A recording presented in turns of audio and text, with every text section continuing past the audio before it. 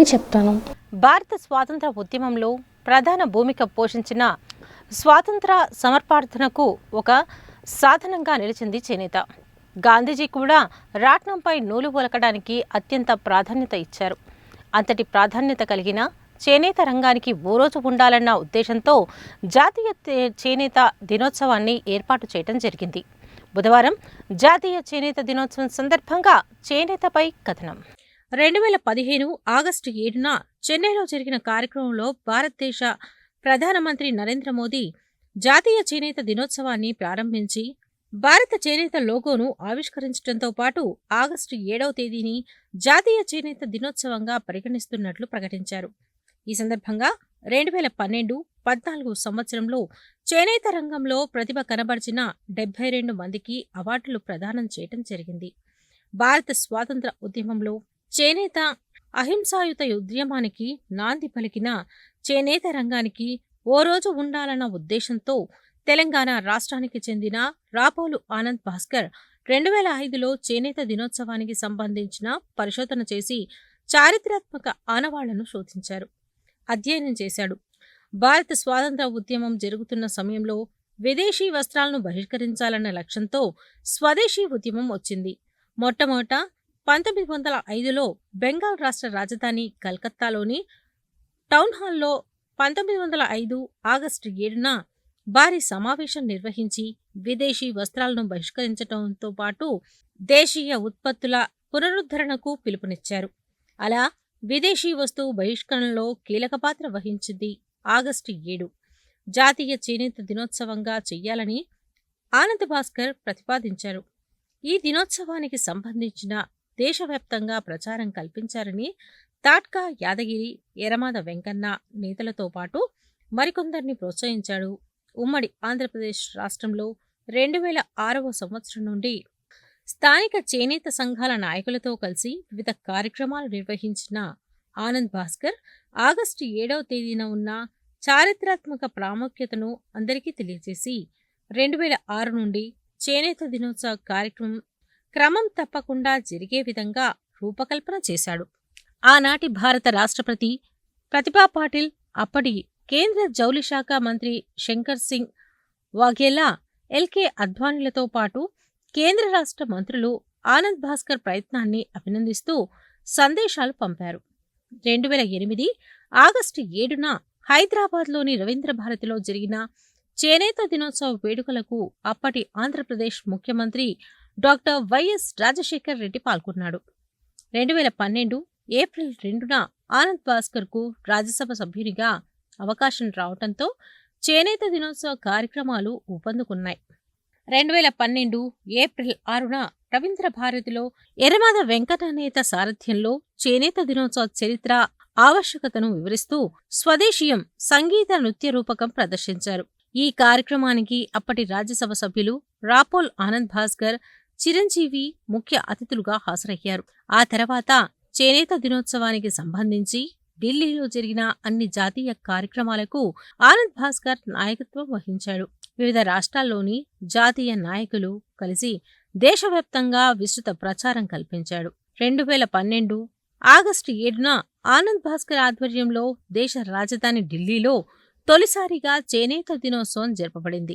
ఆ సందర్భంగా దేశవ్యాప్తంగా ఉన్న చేనేత కళాకారులను, రాజకీయ దిగ్గజాలను ఒకే వేదిక మీదకు తీసుకువచ్చి ఎర్రకోట నుండి రాజ్ఘాట్ వరకు చేనేత వాక్ నిర్వహించి జాతీయ స్థాయిలో ఈ దినోత్సవంపై ఆసక్తిని కలిగించాడు. 2014లో అదే రాజ్ఘాట్లో చేనేత దినోత్సవ ర్యాలీకి ముఖ్య అతిథిగా వచ్చిన అప్పటి కేంద్ర జౌళి శాఖ మంత్రి సంతోష్ గంగ్వార్ ప్రధానితో చర్చించి చేనేత దినోత్సవాన్ని అధికారికం చేస్తామని మాటిచ్చారు. 2014 నుండి 15 వరకు ప్రభుత్వ అధికారులపై ఒత్తిడి పెంచిన ఆనంద్ భాస్కర్ 2015 మార్చి 3న రాజ్యసభలో ఆగస్టు 7ని జాతీయ చేనేత దినోత్సవంగా ప్రకటించాలని ప్రతిపాదించాడు.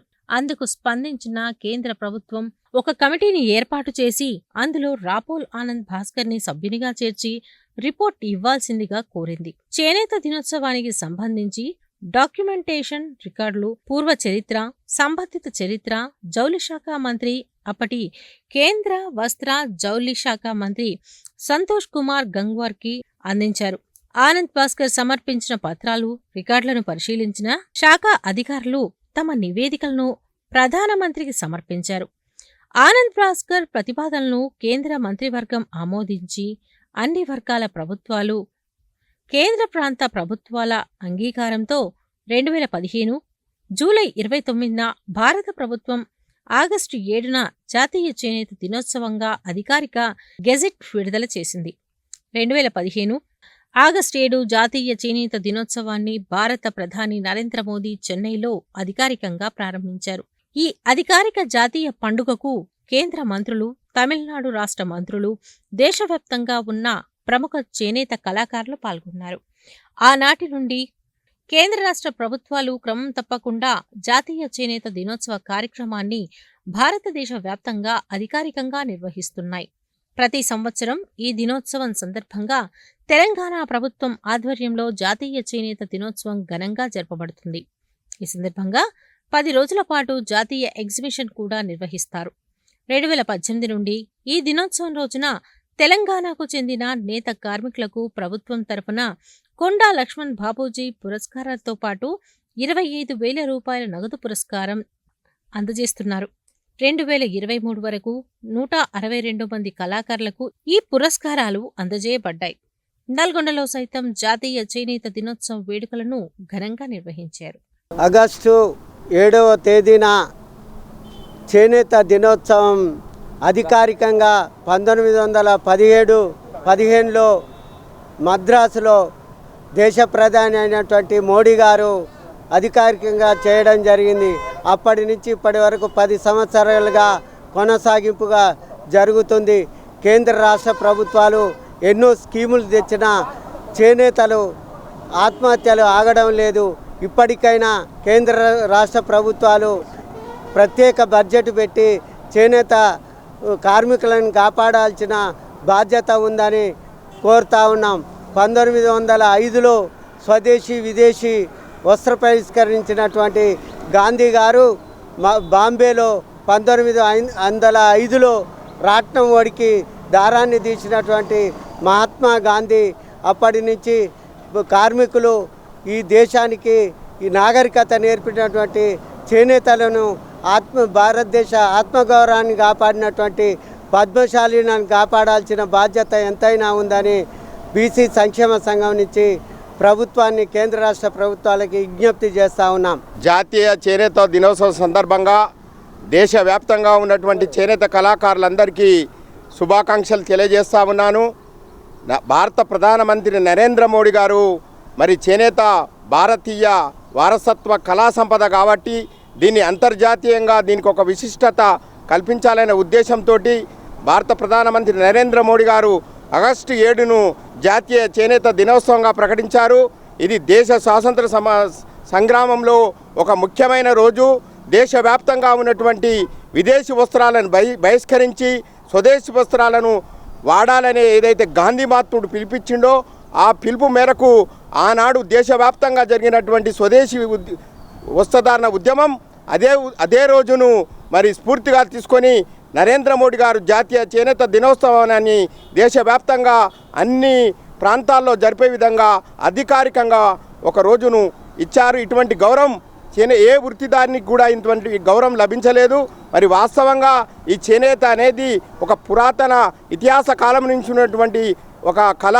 ఈ కళ ద్వారా తయారైన వస్త్రాలు ఈరోజు మరి వెంకటేశ్వర స్వామి సన్నిధిలో పద్మావతి అమ్మవారికి చేనేత కళాకారులు తయారు చేసినటువంటి వస్త్రాలు సమర్పిస్తూ ఉన్నారు. అదేవిధంగా శ్రీశైల బమరాంబిక దేవాలయంలో సైతం మరి చేనేత కళాకారులు తయారు చేసిన వస్త్రాలు ఈనాటికి సమర్పిస్తూ ఉన్నారు. ఇటువంటి కళని మనం రక్షించాల్సిన బాధ్యత ప్రతి ఒక్కరి మీద ఉంది. ప్రభుత్వం ఇంకా ఈ కళ మీద ప్రత్యేక గుర్తింపిచ్చి చేనేత వస్త్రాలు అందరు ధరించే విధంగా మరి ప్రభుత్వం తరపు నుంచి సహకారంతో పాటు ప్రతి ఒక్కరూ మరి ఇది మన తెలంగాణ సామాజిక వారసత్వ కళా సంపద, దీన్ని రక్షించాల్సిన బాధ్యత ప్రతి ఒక్కరు ఉంది. తప్పకుండా అందరూ ఈ వస్త్రాలు ధరించి వారికి ఇతోధికంగా చేనేత కళాకారులకు సహకరించిన వారైతారు. అదేవిధంగా అదే సమయంలో ఈ కళని మరి ప్రోత్సహించిన వారైతారు. ఇలా భౌగోళికంగా మరి జియో ట్యాగింగ్ అంటే జియోగ్రాఫికల్ ఐడెంటిఫికేషన్, ఈ ప్రాంతంలో ఈ వస్త్రాలు తయారవుతాయి. ఇది పట్టుపాక, ఇది పుట్టుపాక, మరి గద్వాల, నారాయణపేట, అదేవిధంగా మరి అన్ని ప్రాంతాలకు భౌగోళికంగా తెలంగాణ సామాజిక జీవనానికి ఈ సంస్కృతికి ముడిపడి ఉంది. కాబట్టి ఇవాళ జియోగ్రాఫికల్ ఐడెంటిఫికేషన్ ప్రతి మొగ్గానికి మనం జియో ట్యాగింగ్ చేయించుకుంటున్నాం.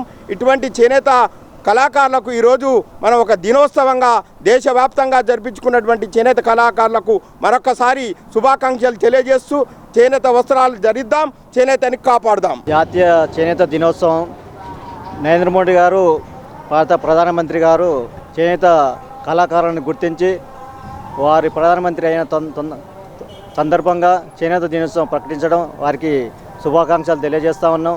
చేనేత రంగం ఎంతో వ్యవసాయం తర్వాత చేనేత రంగం పెద్ద రంగం అది.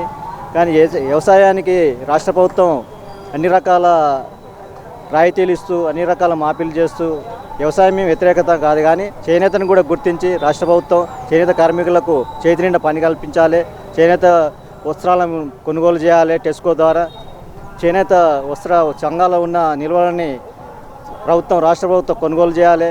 అదేవిధంగా చేనేత కార్మికులకు ఈ నడమ త్రిప్టి ఫండ్ గత ప్రభుత్వం నియమించడం జరిగింది.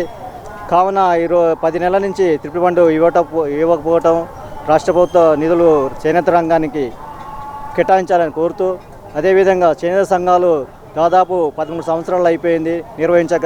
చేనేత సంఘాలను కూడా తక్షణమే ఎన్నికలు నిర్వహించి చేనేత కార్మికులని సంఘాలను బలోపేతం చేసి చేనేత కార్మికులకు చేనేత సంఘాల ద్వారా నూలు సబ్సిడీ ఇచ్చి చేనేత కార్మికులకు పని కల్పించాలని మేము కోరుతూ ఉన్నాం. ఈ ప్రభుత్వాన్ని మనకు ఇప్పుడు ఇంతకుముందుకు ఇచ్చే విధంగా ఈ త్రిప్టి ఫండ్ కానీ ఈ ఎల్ఐసి ఒకటి బీమా సౌకర్యం కానీ ఈ అన్ని రకాలుగా ఇంతకుముందుకు ఇచ్చేది. ఈ మా వస్త్రాలని ప్రభుత్వం కొనుగోలు చేసి ఆప్కో ద్వారా కొనుగోలు చేసి మా వస్త్రం మనగడని కాపాడాలని చెప్పి కోరుతా ఉన్నాం.